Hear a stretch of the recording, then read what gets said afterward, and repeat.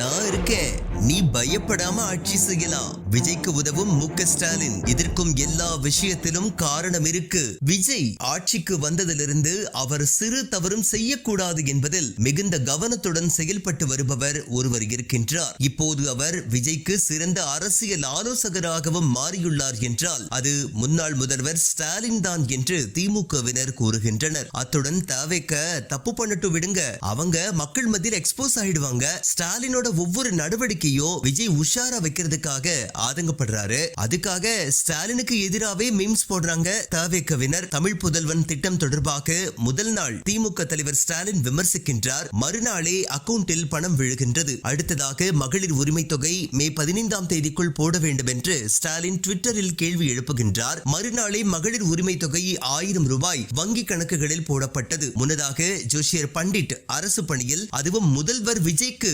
ஆலோசகர் என்ற ரீதியில் பதவியில் அமர்த்தப்பட்டார். இது பற்றி விமர்சனங்களை வைத்தது திமுக தலைமை. இதனால் அடுத்த நாளே ஜோஷியரின் பணி நியமனம் ரத்து செய்யப்பட்டுள்ளது. தவறுகளை சுட்டிக்காட்டினால் திருத்திக் கொள்பவர்கள் நாங்கள் என்கிற ரீதியில் விஜய் ஒவ்வொரு நடவடிக்கையும் இருக்கின்றது. இதனால் எங்களால் தான் உரிமை தொகை கிடைத்தது, எங்களால் தான் அரசே செயல்படுகிறது என்று திமுக தலைமை கூறி வருகின்றது. ஆனால் இதெல்லாம் தேவையில்லாத ஆணி என்று திமுகவினரே முன்னாள் முதல்வர் ஸ்டாலினுக்கு எதிராக மீம்ஸ் போட்டு வருகின்றனர். ஒவ்வொரு பிரச்சனையும் நடப்பதற்கு முன்பே கூறுவதால், மக்கள் மத்தியில் பிரச்சனை போய் சேருவதற்கு முன்பே, அவர்கள் அம்பலப்படுவதற்கு முன்பே கூறுவதால் விஜய் உஷாராகி விடுவதாக திமுகவினர் ஆதங்கப்படுகின்றனர். மகளிர் உரிமை தொகை விவகாரத்தில் அமைதியாக இருந்திருந்தால் அவர்களே மக்களிடம் அம்பலமாகி இருப்பார்கள். அவர்களின் தவறுகளை எடுத்துச் சொல்லி அரசியல் செய்யலாம் என்று நினைத்தால் தவறுகளை நடக்க விடாமல் திமுக தலைவர் ஸ்டாலின் தடுத்தால் எப்படி என்று திமுகவினர் கேள்வி எழுப்புகின்றனர். அவங்களை எப்படி ஆட்சி செய்ய வைக்கணுங்கிறது நம்ம கடமை இல்ல.